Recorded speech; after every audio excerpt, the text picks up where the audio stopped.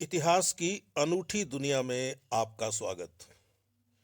इतिहास पाठ में आज हम पढ़ेंगे बिंदुसार मौर्य के विषय में। मेरे पास जो किताब है उस किताब का नाम है प्राचीन भारत का राजनीतिक तथा सांस्कृतिक इतिहास, जिसे लिखा है प्रोफेसर विमल चंद्र पांडेय ने। मित्रों, चंद्रगुप्त मौर्य के विषय में हमने बहुत बातें की हैं। आज थोड़ी सी बात बिंदुसार की भी कर लेते हैं। 298 ईसा पूर्व में चंद्रगुप्त के पश्चात उसका पुत्र बिंदुसार अपने पिता के विशाल राज्य का उत्तराधिकारी हुआ। आर्य मंजूश्री मूल कल्प के अनुसार जिस समय चंद्रगुप्त ने बिंदुसार को राज्य दिया था, उस समय वह अल्पवयस्क था। अधिकांश पुराणों तथा सिंघली बौद्ध ग्रंथों, दीपवंश और महावंश में उसे बिंदुसार के नाम से ही पुकारा गया है, परंतु वायु पुराण में उसका नाम मिलता है भद्रसार। कुछ पुराणों में उसे वारिसार भी कहा गया है। चीनी ग्रंथ फा युएन चू लिन में उसका नाम बिंदुपाल दिया गया है। राजा वली कथा में चंद्रगुप्त के उत्तराधिकारी पुत्र का नाम दिया गया है सिंगसेन। यह निश्चित रूप से नहीं कहा जा सकता कि यह सिंगसेन बिंदुसार का ही एक नाम था या नहीं था। यूनानियों ने उसे एमिट्रोचेडस, एमित्राचेटिस अथवा एलिथ्रोचेडिस के नाम से पुकारा है। तीन नाम हैं यूनानियों के द्वारा दिए हुए: एमिट्रोचेडस, एमिट्राचेटिस और एलिथ्रोचेडिस। ये एक ही नाम के रूपांतर हैं और इनका समीकरण संस्कृत के एमित्र खाद अथवा एमित्र घात के साथ किया गया है। फ्लीट ने ये रूपांतर एमित्र खाद के नाम से किया है और लेसन ने एमित्र घात के नाम से किया है। इन अनेकानेक नामों में बिंदुसार ही सबसे अधिक प्रचलित प्रतीत होता है। परिशिष्ट पर्वन नामक जैन ग्रंथ में इस नाम के संबंध में एक रोचक कथा दी गई है। इस कथा के अनुसार चाणक्य ने चंद्रगुप्त को प्रतिदिन विष खिलाने का अभ्यास कराया ताकि उसे कोई जहर देकर मार नहीं दे। परिणामतः चंद्रगुप्त के शरीर में विष की मात्रा अधिक हो गई। एक दिन चंद्रगुप्त की रानी उसके साथ भोजन कर रही थी। चंद्रगुप्त के शरीर में इतना विष था कि उसके प्रभाव से रानी की तत्काल मृत्यु हो गई। मृत्यु के समय रानी गर्भिणी थी, अतः चाणक्य ने शीघ्र ही उसके उदर को फड़वाकर शिशु को निकलवा लिया और उसकी प्राण रक्षा की। उदर से निकलने के समय शिशु के सिर पर या उसके कह सकते हैं कि मस्तक पर विष का एक बिंदु लगा था। इसी से चाणक्य ने उसका नाम रखा बिंदुसार। जैन साहित्य के अनुसार उसकी माता का नाम दुर्वरा था। महावंश टीका में उसकी पत्नी का नाम धम्मा दिया गया है, परंतु अशोकावदान में उसे सुभद्रांगी कहा गया है। भविष्य पुराण के एक श्लोक के आधार पर बिंदुसार को कुछ विद्वानों ने यूनानी नरेश सेलुकस या सुलूब की पुत्री का पुत्र माना है, यानी वह हो गया बिंदुसार जो है वह हो गया सेलुकस का दोहिता। परंतु अनेक भारतीय साक्ष्यों में उसकी माता के जो विभिन्न नाम मिलते हैं, उनसे यह साक्ष्य संदेहात्मक लगता है। तारानाथ का कथन है कि चंद्रगुप्त का महामंत्री चाणक्य बिंदुसार का भी महामंत्री रहा था। इस कथन की पुष्टि परिशिष्ट पर्वन से भी होती है। कालांतर में महामंत्री का पद खल्लाटक और राधा गुप्त को भी दिया गया। दिव्यावदान से प्रकट होता है कि बिंदुसार को शासन कार्य में सहायता देने के लिए दिव्यावदान से प्रकट होता है कि बिंदुसार को शासन कार्य में सहायता देने के लिए 500 सदस्यों की एक सभा थी। ऐसी अवस्था में संभव है कि उसने एक ही समय में अनेक मंत्रियों की नियुक्ति की हो। परिशिष्ट पर्वन में ऐसे ही एक मंत्री सुबंधु के विषय में एक मनोरंजक कथा मिलती है। उसके अनुसार चंद्रगुप्त की मृत्यु के पश्चात उसके अनुसार चंद्रगुप्त की मौत के बाद चाणक्य की सम्मति से बिंदुसार ने सुबंधु नामक एक व्यक्ति को अपना मंत्री बनाया। उसके अनुसार चंद्रगुप्त की मृत्यु के पश्चात चाणक्य की सम्मति से बिंदुसार ने सुबंधु नामक एक व्यक्ति को अपना मंत्री बनाया, परंतु सुबंधु स्वयं चाणक्य से द्वेष रखने लगा और उसे अपदस्थ करने की कुचेष्टा करने लगा। उसने बिंदुसार के कान भरे कि चाणक्य बड़ा विश्वासघाती है और उसने आपकी माता का उदर फड़वाकर उसे मरवा डाला था। चाणक्य को जब इन कुमंत्रणाओं का पता चला तो उसे बड़ा दुख हुआ और उसने राजकार्य छोड़कर वन में जाकर तपश्चर्या करने का निश्चय किया। कालांतर में बिंदुसार और सुबंधु दोनों को अपने कृत्य पर प्रायश्चित हुआ। वे चाणक्य के पास गए और उससे क्षमा प्रार्थना की। चाणक्य ने उन्हें क्षमा तो कर दिया, लेकिन फिर वह वन से वापस राजमहल नहीं लौटा। हम यह नहीं मानते कि बिंदुसार ने दक्षिण की विजय की थी। दक्षिण विजय के संदर्भ में कि वह किसने की थी, नंदों ने की थी, चंद्रगुप्त ने की थी, बिंदुसार ने की थी या अशोक ने की थी, हम पीछे चर्चा कर चुके हैं जब चंद्रगुप्त का इतिहास पाठ चल रहा था। यह विजय उसके पिता चंद्रगुप्त ने ही की थी।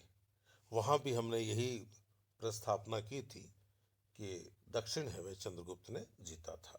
तथापि इतना निश्चित है कि बिंदुसार ने अधिकत साम्राज्य को पूर्ण रूप से अक्षुण्ण रखा।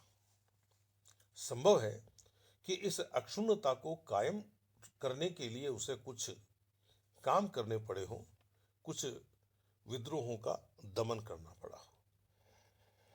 जो भी हो, हम तक्षशिला के 2 विद्रोहों से परिचित हैं जिनका उल्लेख दिव्यावदान में मिलता है, परंतु इन विद्रोहों का कारण तक्षशिला के शासकों की दमन नीति बताया जाता है। दिव्यावदान के अनुसार प्रथम विद्रोह को शांत करने के लिए बिंदुसार ने अपने पुत्र अशोक को भेजा। जब अशोक तक्षशिला पहुंचा तो वहां के निवासियों ने निवेदन किया कि न तो हम कुमार के विरुद्ध हैं और न राजा बिंदुसार के, परंतु दुष्ट अमात्य हमारा परिभव करते हैं। इस कथन में पर्याप्त वास्तविकता प्रतीत होती है। संभवतः मौर्य साम्राज्य के दूरस्थ प्रदेशों का शासन दमनपूर्ण था और जनता अपने प्रांतीय गवर्नरों से असंतुष्ट थी। अपने कलिंग के अभिलेखों में अशोक ने स्वयं प्रांतीय अमात्यों को सुचारू रूप से शासन करने के लिए कहा था और चेतावनी दी थी कि यदि वे ऐसा नहीं करेंगे तो उन्हें दंडित किया जाएगा। उनके अन्यायपूर्ण कार्यों की संभावना को रोकने के लिए उसने विधि निषेध बनाए थे। अस्तु, अशोक तक्षशिला के दमन के लिए स्वश राज्य तक पहुंचा। दिव्यावदान में उल्लिखित यह स्वश राज्य कदाचित खश राज्य का अशुद्ध रूप है। स्टीन के अनुसार यह खश राज्य कश्मीर के दक्षिण पश्चिम में कस्तवर से वितस्ता यानी झेलम नदी तक फैला हुआ था। दिव्यावदान ने प्रथम विद्रोह की भांति तक्षशिला के द्वितीय विद्रोह का वर्णन भी किया है। इस बार बिंदुसार ने विद्रोह के दमन के लिए कुमार सुसीम को भेजा था। बिंदुसार ने न केवल अपने पैतृक साम्राज्य को अक्षुण्ण रखा, वरन अपने पिता द्वारा प्रतिपादित विदेशों के साथ मैत्रीपूर्ण संबंध रखने की नीति को भी चालू रखा। डियोडोरस ने यूनानियों के प्रति पेलिब्रोथा के शासक की सौहार्दपूर्ण मनोवृत्ति की चर्चा की है। पेलिब्रोथा यानी पाटलिपुत्र, और यह उल्लेख किया है कि उसने एक यूनानी शासक आयम्बुलस का आदर सत्कार किया था। संभव है कि यह नरेश बिंदुसार ही रहा हो, क्योंकि यूनानियों ने बिंदुसार के साथ अपने संबंध अच्छे बना रखे थे। इसके हमें साक्ष्य भी उपलब्ध होते हैं। स्ट्रैबो के कथन से प्रकट होता है कि पश्चिमी एशिया के यूनानी शासक एंटियोकस ने सेंड्रोकोटस के पुत्र एलिट्रोचेडीज की सभा में डायमेकस नामक राजदूत भेजा था। यानी चंद्रगुप्त के पुत्र बिंदुसार की सभा में डायमेकस नामक एक राजदूत भेजा था। एथिनियस नाम के एक अन्य यूनानी ने इन दोनों सम्राटों के विषय में अत्यंत मनोरंजक वृत्तांत लिखा है। उसके अनुसार बिंदुसार ने यूनानी सम्राट से मदिरा, अंजीर और एक दार्शनिक भेजने की प्रार्थना की थी। प्लिनी का उल्लेख है कि मिस्र ने नरेश फिलाडेल्फस यानी टॉलमी द्वितीय मिस्र के नरेश फिलाडेल्फस यानी टॉलमी द्वितीय ने पाटलिपुत्र में डियानिसियस नाम का एक राजदूत भेजा था। यह मिस्री नरेश बिंदुसार और अशोक दोनों का समकालीन प्रतीत होता है, परंतु यूनानी लेखों में अशोक की अपेक्षा बिंदुसार के उल्लेख अधिक आते हैं। जिस भारतीय नरेश की राजसभा में डायनीसियस आया था, वह नरेश निश्चित रूप से बिंदुसार ही था। मेगास्थनीज की भांति इस राजदूत ने भी अपने भारतीय ज्ञान एवं अनुभव को पुस्तकबद्ध किया था और उस पुस्तक का उपयोग प्लिनी आदि ने किया। प्लिनी ईसा की प्रथम शताब्दी में हुआ था, परंतु दुर्भाग्य से आज डियानिसियस की वह पुस्तक प्राप्त नहीं होती है। यूनानी नरेश एंटिओकस से दार्शनिक भेजने की प्रार्थना करने से प्रकट होता है कि बिंदुसार परिष्कृत अभिरुचि का व्यक्ति था और वह दार्शनिक के अध्ययन अनुशीलन में आसक्ति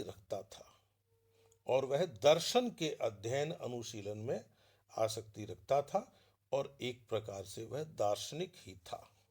यही नहीं, कदाचित उसकी सभा में विभिन्न विद्वानों एवं धर्माचार्यों को संरक्षण भी मिला था। दिव्यावदान के अनुसार एक आजीव परिव्राजक उसकी राजसभा में रहता था। अनुमानतः अपने अनुगामी नरेशों अशोक और दशरथ की भांति बिंदुसार भी आजीवक संप्रदाय के प्रति उदार था। इससे बिंदुसार की धार्मिक विषयों में अनुरक्ति प्रकट होती है। अपने 7वें स्तंभ लेख में अशोक कहता है अपने 7वें स्तंभ लेख में अशोक कहता है कि उसके पूर्व के राजाओं ने भी धम्म द्वारा मनुष्यों का उत्कर्ष करने की चेष्टा की थी। अशोक यह कहना चाहता है कि मुझसे पहले भी मेरे जो पूर्वज हैं या जो मुझसे पहले हुए हैं, उन राजाओं ने धम्म के माध्यम से, एक प्रकार से आप ये समझ लीजिए कि वह कहना चाहता है कि बौद्ध धर्म के माध्यम से मनुष्यों का उत्कर्ष करने की चेष्टा की थी। बहुत संभव है कि अशोक का संकेत अपने स्वर्गीय पिता की ओर रहा हो। आर्य मंजूश्री मूल कल्प में बिंदुसार के व्यक्तित्व के अन्य गुणों की प्रशंसा की गई है। आर्य मंजूश्री मूल कल्प में बिंदुसार के व्यक्तित्व के अन्य गुणों की प्रशंसा की गई है। इस ग्रंथ में उसे धृष्ट, यहां धृष्ट का अर्थ है साहसी, प्रगल्भ यानी वाक निपुण, और प्रियवादी यानी मधुभाषी, मधुर बोलने वाला।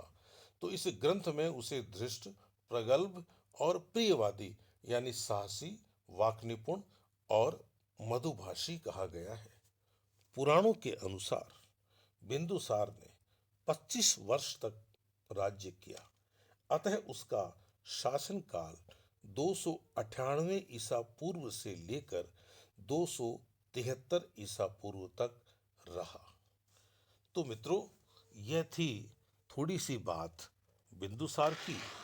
और बिंदुसार के बाद जिसकी बात बहुत की जाती है, जिसके विषय में बहुत जाना और समझा गया है, वह नाम है अशोक का।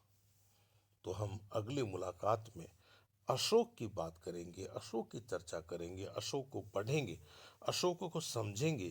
और बीच बीच में मैं यह टिप्पणी करने की कोशिश भी करूंगा कि अशोक को महान कहना चाहिए या नहीं कहना चाहिए। आज का इतिहास पाठ इतना ही। नमस्ते, फिर मिलेंगे।